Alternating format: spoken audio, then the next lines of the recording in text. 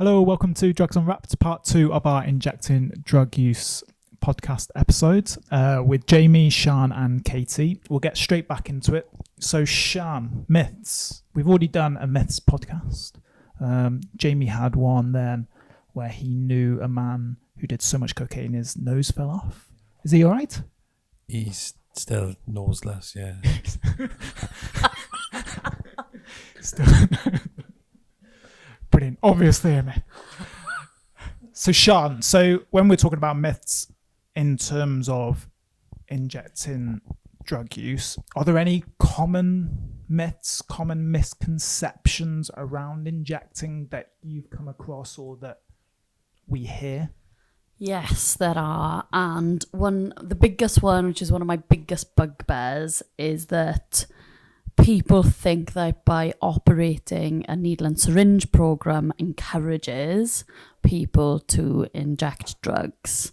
So I suppose the first thing to say is that if people want to use drugs and they choose injecting as their method of use, there's nothing that a needle exchange is going to do to encourage or promote injecting practices in people. What it will do is promote the safest way possible for somebody to use drugs and for somebody to inject drugs.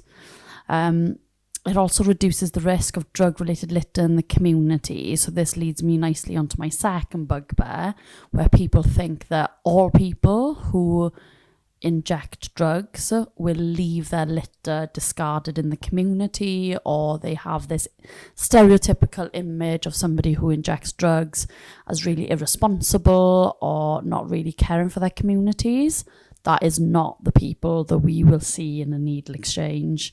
Quite often the people that use a NSP is because they want to take responsibility. They actually want to make sure that they're doing things in the safest way.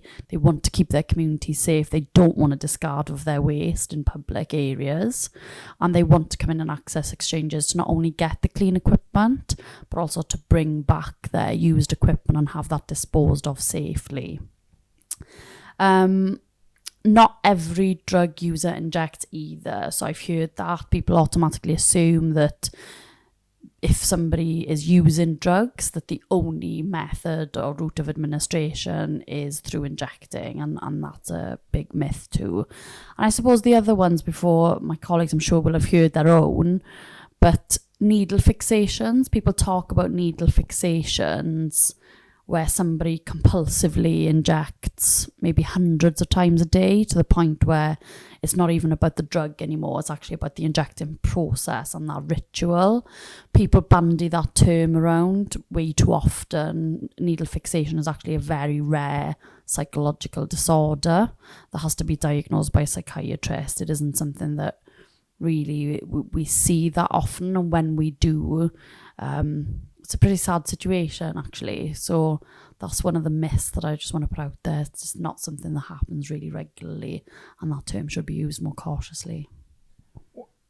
I've come across individuals who say when they stop using, they miss that whole process, of like, say if they use heroin, the cooking up process and the process of like injecting the drug. Is that fairly common? Would you say that, when they stop, they actually miss that part of using substances as well as the actual effects of the drugs itself? Yeah, massively. I mean, one of the things that we teach, Katie and I deliver our safer injecting needle exchange training to all new starters who come and work for us. And one of the things that we do is actually work through a typical routine and ritual that somebody might go through to make sure that they're using in the safest possible way, injecting in the safest possible way.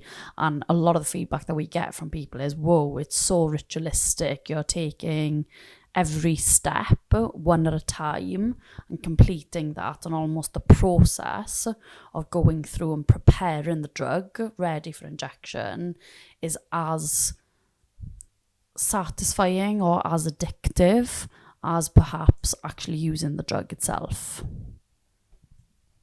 Katie, any myths you've come across at all? I can't think of any. I think you've taken them all. Yeah. James, don't make any up. No, a genuine one is that needle syringe programs are a waste of taxpayers' money, which is a myth. Wow. Do you want me to explain why? Yeah, go for it. All right, then. Why they're a waste of No, tax- why they're not a waste of taxpayers' money. It's a myth I'm talking about, isn't it? Go for So it. I just basically saying about how it has an impact on decreasing numbers of bloodborne viruses, decreasing infection rates where people would potentially enter into secondary care, be hospitalised, those kind of things. We keep it on like a tertiary level, a primary level, where we're allowed to intervene if we notice any changes, any possibility, like Katie was saying, that an infection may be arising.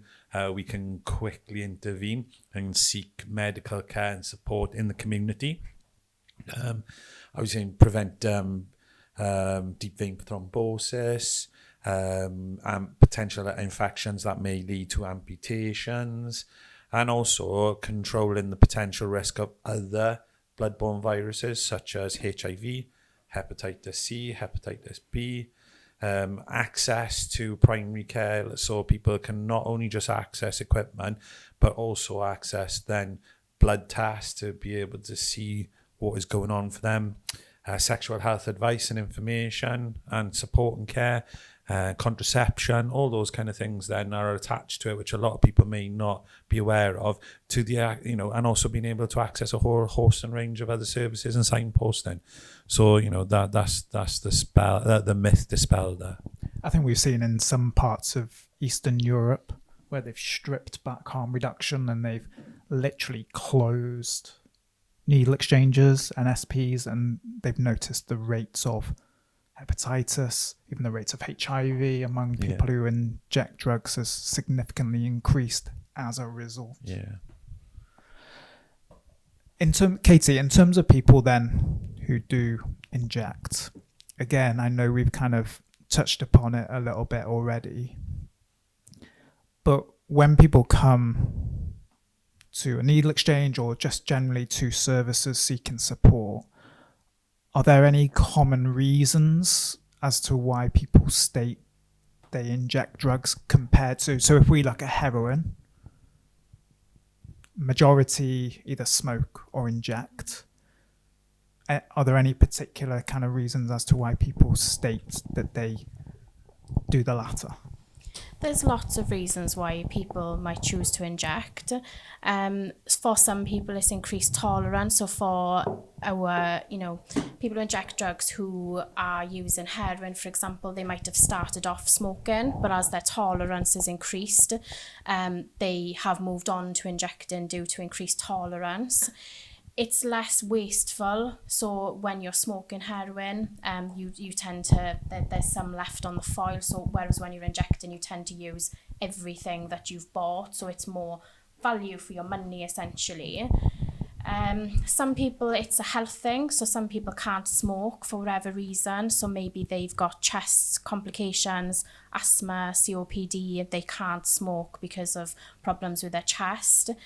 Some people, it is a choice. Some people enjoy the effects of injecting. You do get that bigger rush. It gets into your bloodstream quicker. So for some people, it's a choice. They like the feeling that injecting gives them. There are some people who, like we've talked about a lot, it's a learnt behaviour. So it's maybe their peers. They don't know others exist, other methods of use exist, so some people might have gone straight to injecting because that's what everybody else around them is doing, and there's not that knowledge that there are other ways of using the substance.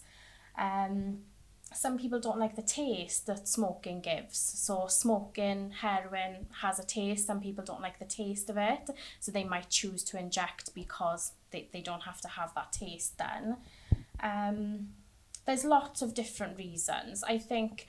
And sometimes learning what those reasons are and why people are choosing to inject, it gives you an insight into, do they know other methods of use exist, or, is this a choice that they're making, isn't it? Yeah, and don't I suppose it's not stereotyping people or assuming that we know.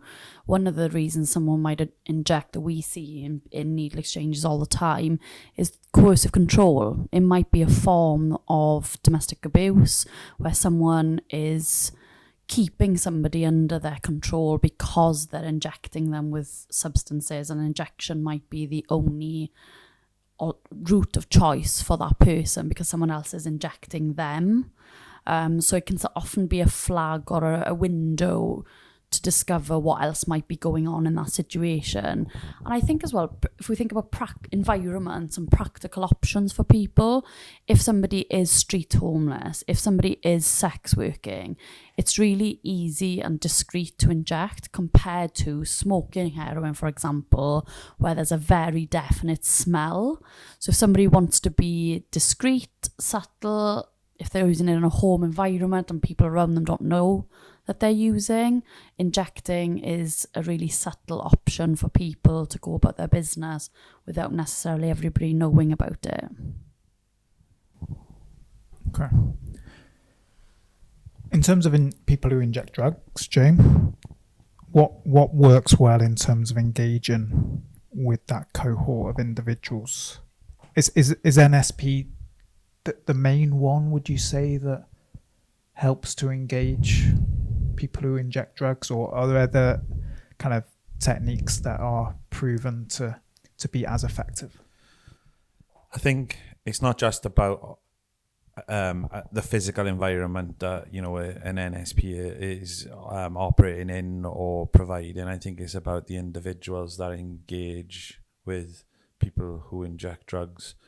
And I think that's really important, is that an anti-discriminatory approach to working with people that inject drugs would potentially increase the engagement and probably allow us to have a good dialogue around harm reduction, information and advice, and then being able to offer a menu of options in regards to what that individual wants.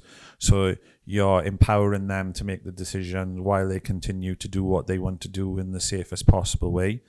Obviously highlighting the potential risks and how you deliver that information is really important as well, because you will lose the validity if you're going to be giving misinformation or acting in a way that they may feel that they are not treated on the same level.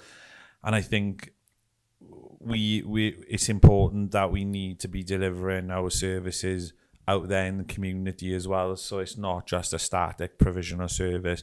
It's about going out and taking the services to people on their doorstep. It's about engaging the community. I also think it's not just about people who inject the drugs, but the community need to be educated around the reason and the rationale behind why we do what we do. Because as a drugs worker, shouldn't automatically assume that people know why we do what we do and expect people to accept that. Because I also like to have the dialogue with our local community when, if you do find a discarded needle, that can be extremely distressing, upsetting, but that also needs to be fed back to us, and we need to engage with the community on how we stop that and how we engage with the people that use our services to prevent that from happening. And so it's symbiotic then, so everyone's working together and they have an understanding of that. And I think with that then will decrease the barriers to people coming into services. I'm talking about, I've been working for a service here which historically has always been renowned for working with opiate users. That in itself can stop people from coming into a service, because if they do use opiates, they don't want to be tarnished with that same kind of negativity in which they may be portrayed in their own community, on their doorstep, in the media, etc.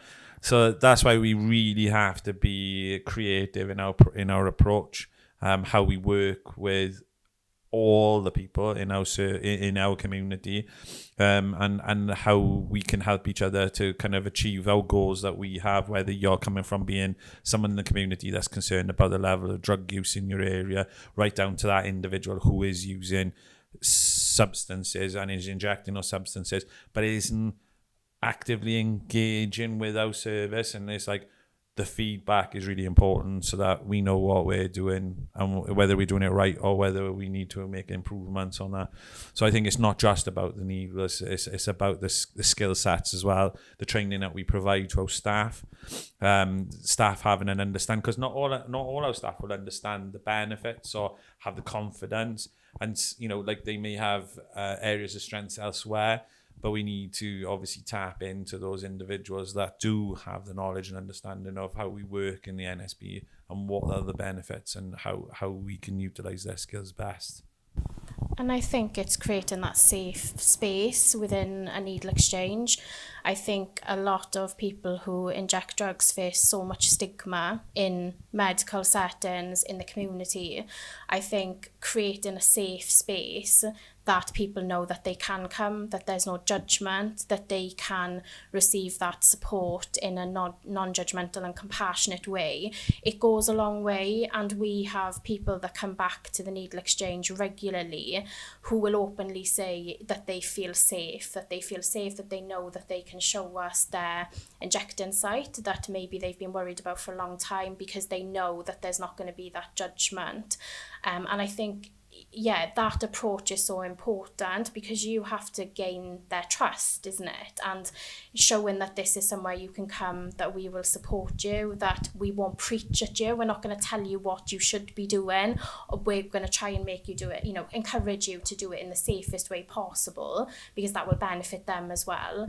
But ultimately, I think creating that safe space helps to create that engagement, because a lot of people accessing NSPs may not be engaging with structured treatment, so they may not be seeing a drug worker on a weekly basis, they may not be on opiate substitute prescribing, so that might be the only time they're having contact with services. And I think if you can make that a positive one, it can then lead on to you maybe come in and do a 5-minute needle exchange transaction once a week, and you think, do you know what, this place is okay, these people treat me with the respect that I deserve. And I always tell new starters when we deliver this training together is never underestimate the power of a 5-minute transaction, because I think sometimes you think, they're just coming in to get needles, but they're not. It's more than that. It's about engaging with them, making them feel safe. And I think that 5-minute transaction can go a long way and opens doors to other treatment options. One thing I was going to ask is, why do you think there's so much more stigma? And I know we've touched upon that as well kind of throughout the conversation, but why is there so much more stigma associated to injecting drug use compared to other modes? So from my perception, and that it may be wrong, it may kind of be different to yours, but there seems to be more stigma associated to somebody who injects cocaine or injects heroin compared to somebody who snorts cocaine or smokes heroin. So is there kind of anything general or anything specific as to why maybe there is so much more stigma associated to injecting compared to other modes of use? I think the Drugs Act obviously is quite discriminating in regards to that. It already makes you is criminalising what you're doing, right? That's all drugs, isn't it?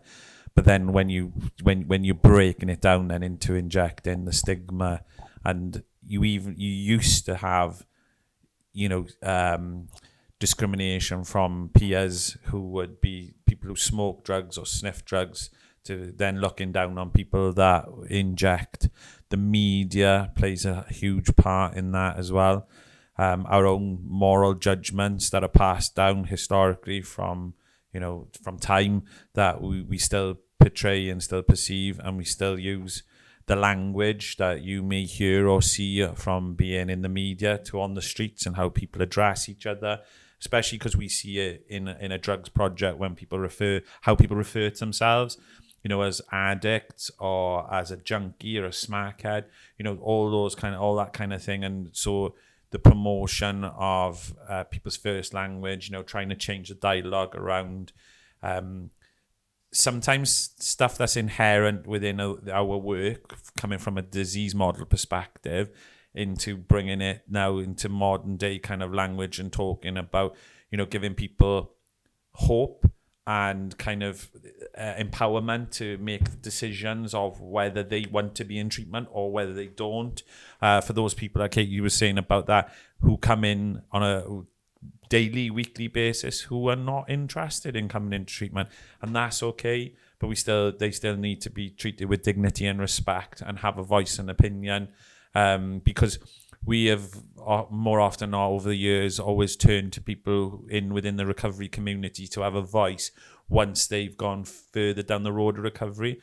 But I think, we need to be consulting people who are still using, who are still actively injecting, say, to be able to transform, our services and also improve practice and improve accessibility into treatment and support services in a timely fashion for those individuals who may as well have had a really negative experience, which is out of our control, in different settings, whether it be from primary care to secondary care, or just accessing other services like within, statutory provision and other voluntary sector organisations such as ourselves as well. So it's a lot bigger than that, and it needs to be unpicked and unpacked to become a non-judgmental service that can, champion and advocate on the behalf of the individuals that may be experiencing stigma. Does the law still state that? Because I think one of the first things you mentioned there, Jane, was obviously legislation. Does the law still state that if so take amphetamines is a Class B drug, but if it's prepared for injection, it goes up to Class A. Is that still the case? Yeah. So that in itself is stigmatizing, but legally we're allowed to be able to distribute certain elements that are or equipment that's required for injecting.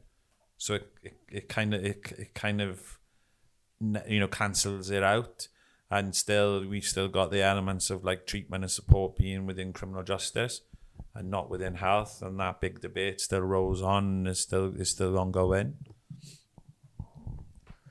Sian, obviously we've kind of talked about NSPs, needle exchanges, throughout, and obviously it's kind of been highlighted quite a lot already in terms of their importance.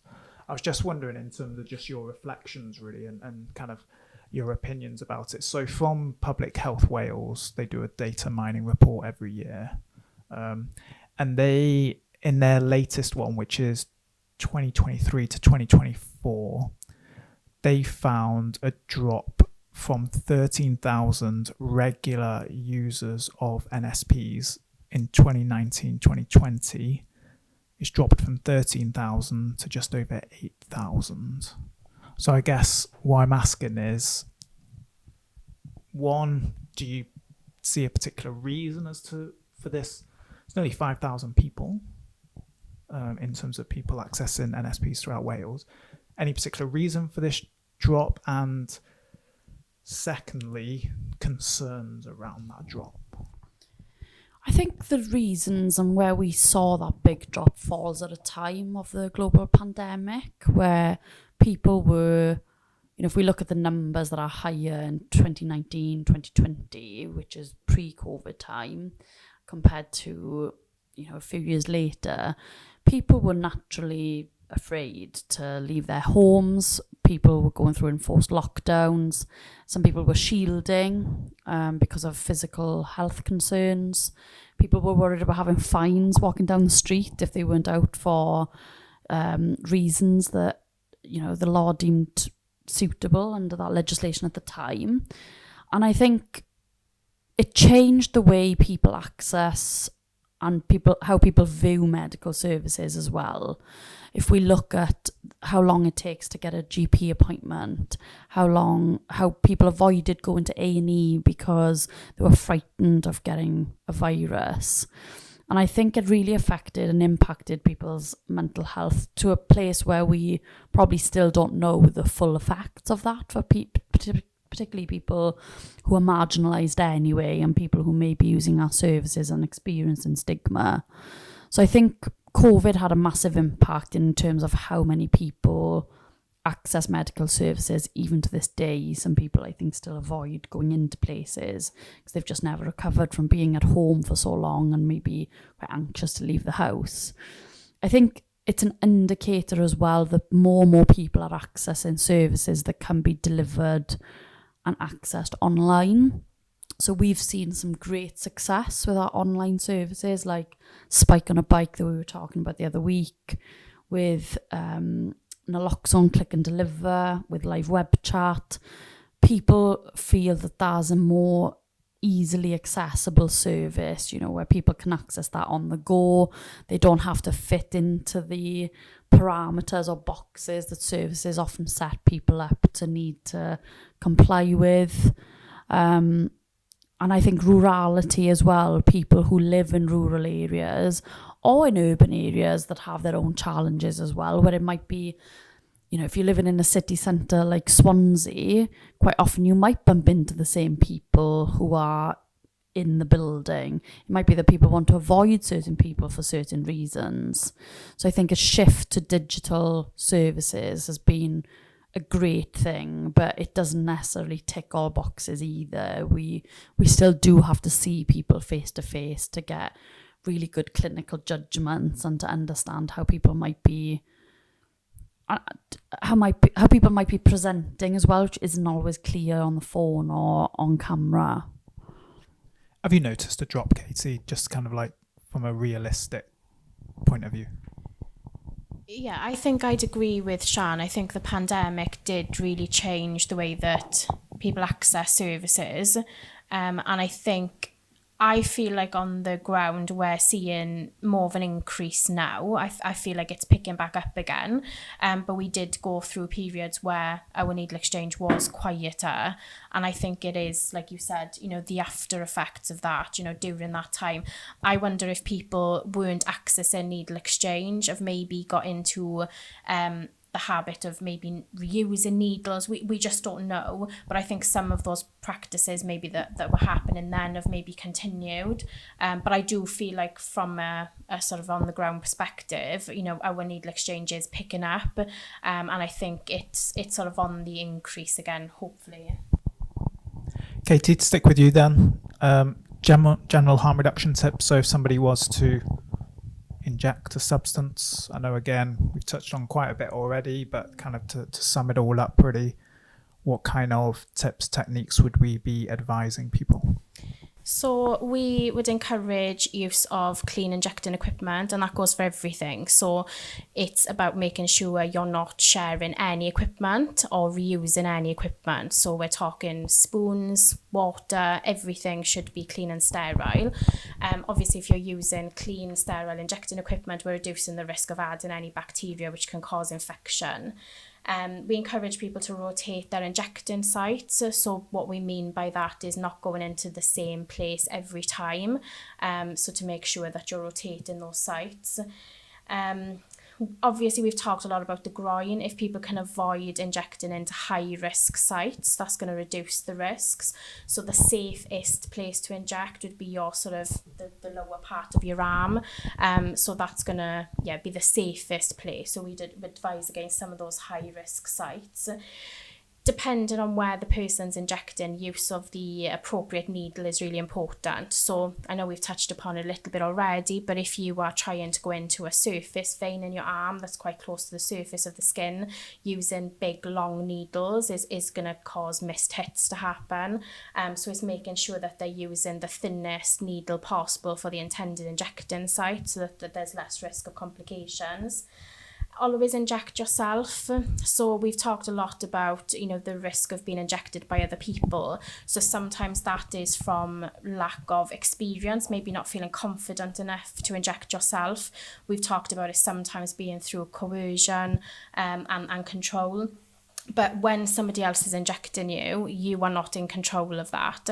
And there's also the legal aspect of it as well. If something was to go wrong in that injecting process and the person who's being injected was to overdose, pass away, the person that administered that injection could be done for manslaughter. So even though that person may have consented for that person to inject them, they are still responsible for what happens after that. So ideally, if somebody is saying I am being injected by somebody else because I don't know how to do it myself, it's about trying to educate as much as possible so that they feel confident enough in that process that they can inject themselves safely and be in control of that. If somebody has any concerns with an injecting site, so if somebody is noticing something feels not quite right, maybe there's heat, redness, swelling, is seeking medical advice or coming into a needle exchange so that a worker can have a look at that and give appropriate advice. Within our needle exchanges, we can give out wound packs. So the wound packs are not to replace medical treatment, but it's to make sure that that injecting site is kept as clean and sterile as possible until they can get to a GP.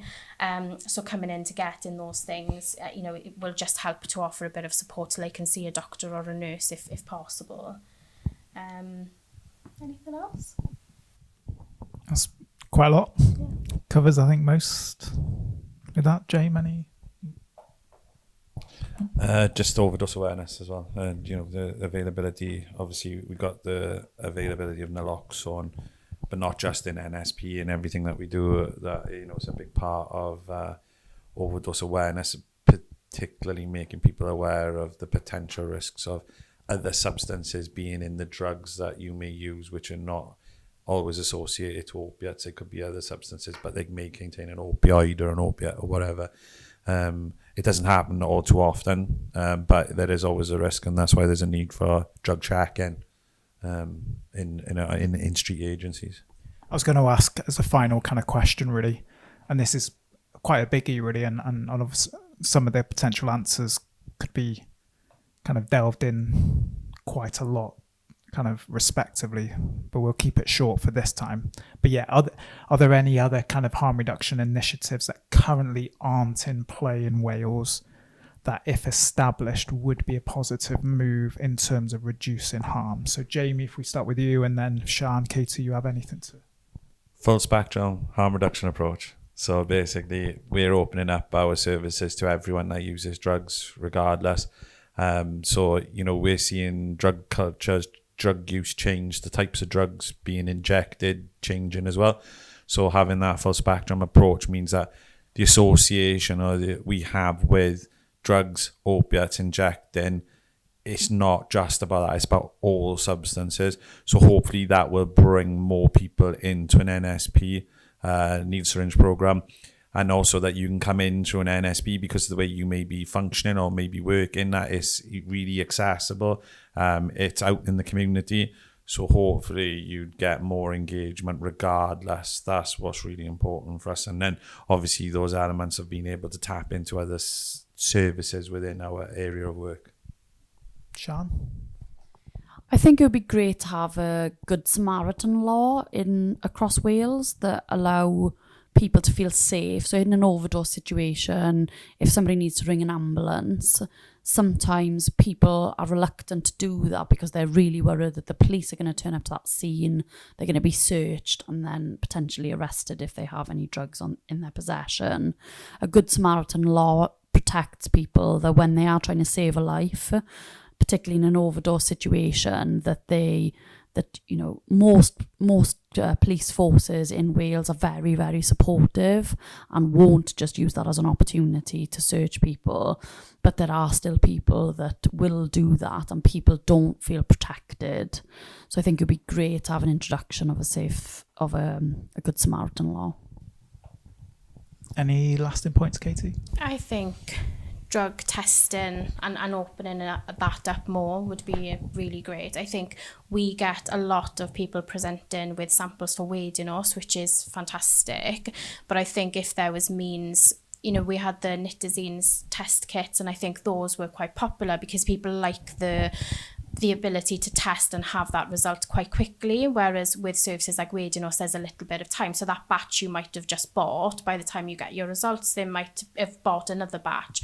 So I think access to more drug testing options, again, may improve engagement as well, because if we're offering something that people are really keen to engage in, it's sort of getting people through the door and then opening up more harm reduction, safer injecting, advice on those conversations.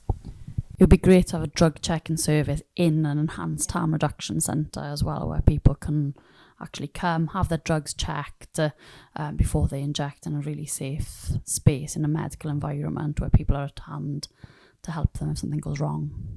There's still only one community drug checking service in the UK, isn't it? Which is the Loop in Bristol, which is only once a month, but kind of shows the massive gap. Obviously, we've got Weddinos, but it's not hugely accessible in that you can just walk in off the street. But it shows that gap there in terms of, you know, that Bristol service. I think it's the last Saturday of every month, and there's still criteria there in terms of who can access it or not. And obviously, Glasgow introduced the first, as they term it, the safer injecting facility or drug consumption room, or here in Wales, enhanced harm reduction centres. So that got opened just before Christmas, I think. So it'll be interesting to see in terms of what impact comes from that, because obviously, you know, there's a lot made of the drug death crisis in Scotland, and obviously bloodborne virus kind of related issues among people who inject drugs as well. So and yeah, many of those are part of our manifesto, you know, that we published last year at Welsh Government as well. Any lasting points anybody would like to make? No. That was a big one. That was a two-parter. I think we could have done 3. Could have done 3, yeah. Cool. To end on a joke. Have you got a joke? Yeah, I found a good one. Go for it, Joe. I bought these daps off someone who was selling drugs. I don't know what he laced them with, but I've been tripping all day. Good one. There we go. And on that note, Jamie, thank you very much. Sian, Katie, thank you very much. Thanks, to everyone Rob. else, we will see you all soon. Bye-bye. If you have been affected by any of the issues discussed in today's podcast, please reach out. Barod have a free and confidential live web chat service that is available 7 days a week on our website at barod.cymru, where you can chat to a trained support worker. Alternatively, you can contact Wales's National Drug and Alcohol Helpline, Dan 24/7, either by calling 0808 808 2234 or text Dan to 81066.